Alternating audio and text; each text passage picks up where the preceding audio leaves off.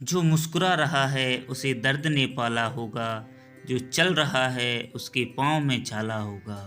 बिना संघर्ष के इंसान चमक नहीं सकता, जो जलेगा उसी दीपक में उजाला होगा। क्यों बचें संघर्ष से, संघर्ष ही तो जीवन की आत्मा है। हेलो दोस्तों, मेरा नाम है राम कुमार। आज हम एक ऐसे किसान की कहानी सुनने जा रहे हैं जिसे संघर्ष का महत्व समझाने के लिए स्वयं भगवान को आकर उसे समझाना पड़ा। एक समय की बात है, एक किसान भगवान से बहुत नाराज हो गया। किसान बहुत मेहनती था। बहुत मेहनत से वह अपने खेतों में अनाज उगाया करता, उसकी देखभाल करता, पर अक्सर उसकी फसल खराब हो जाती। कभी सूखा पड़ जाता, कभी बाढ़ आ जाती, कभी तेज धूप, कभी तेज आंधी। कोई ना कोई कारण बन ही जाता कि उसकी फसल खराब हो जाती। एक दिन वह किसान गुस्से में आसमान की ओर देखकर भगवान से कहा, हे ईश्वर, आपको लोग सर्वज्ञाता कहते हैं कि आप सब जानते हैं।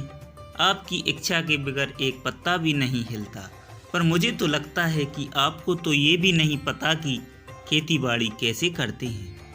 अगर आप जानते होते तो हर समय जो बाढ़, आंधी और तूफान आते हैं वो कभी नहीं आते।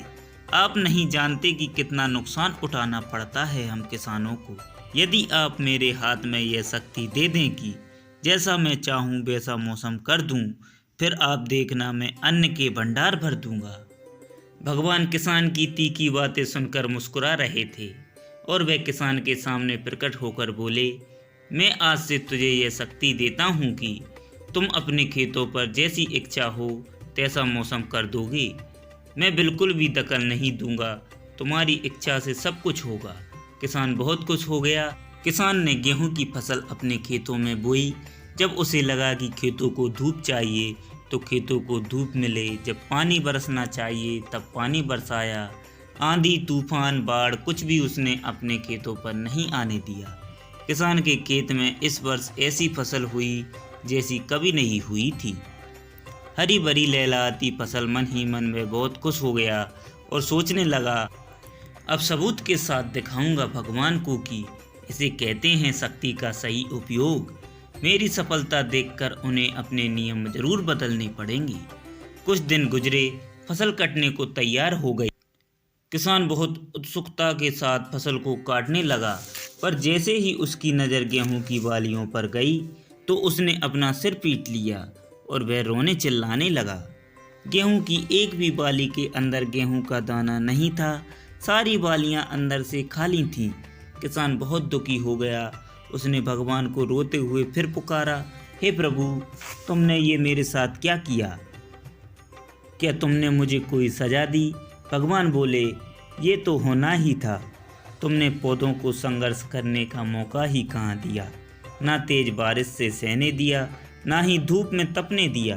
एक भी चुनौती का सामना तुमने उन्हें नहीं करने दिया। इसलिए सारे पौधे अंदर से खोखले रह गए। जब आंधी, तूफान, तेज बारिश और धूप पड़ती है, तभी ये पौधा अपने अस्तित्व को बचाने के लिए संघर्ष करते हैं। और इसी संघर्ष से एक बल पैदा होता है जिनमें शक्ति होती है, ऊर्जा होती है। और यही ऊर्जा शक्ति तेरे गेहूं के दानों में नहीं फूटी। तूने उन्हें कठिन परिस्थितियों से गुजरने ही नहीं दिया। जहां उनके अस्तित्व का जन्म होता है, वहां सारी बालियां खाली रह गईं। इसमें एक भी गेहूं का दाना इसीलिए ही नहीं पड़ा क्योंकि तुमने अपने पौधों को संघर्ष कराया ही नहीं। याद रखिए, स्वर्ण में स्वर्णीय आवाज तभी आती है जब वह आग में तपने, गलने और हथौड़े से पिटने जैसे संघर्षों से गुजरता है। कोयले का टुकड़ा हीरा तभी बनता है जब वह उच्च दाब और उच्च ताप की मुश्किल परिस्थिति से गुजरता है। इसी तरह यदि हमारी जिंदगी में कोई संघर्ष ही ना हो, कोई चुनौती ही ना हो, तो हम भी गेहूं की बालियों की तरह खोखले रह जाएंगे। कोई अस्तित्व ही नहीं होगा हमारा। परिस्थितियां, चुनौतियां, समस्याएं हमें और अधिक निखारती हैं। यदि जीवन में कठिन परिस्थितियां और चुनौतियां आएं तो घबराना मत, बल्कि सामना करना। विश्वास रखना कि आप और अधिक निखर जाओगे और अधिक मजबूत बन जाओगे। किसी ने कितना खूब कहा है, जिंदगी जीना आसान नहीं होता, बिना संघर्ष कोई महान नहीं होता। जब तक ना पड़े हथौड़े की चोट, तब तक पत्थर भी भगवान नहीं होता। दोस्तों, ये कहानी अगर आपको पसंद आई हो तो हमारे चैनल को सब्सक्राइब जरूर करें और हाँ, वीडियो को शेयर करना ना भूलें। धन्यवाद।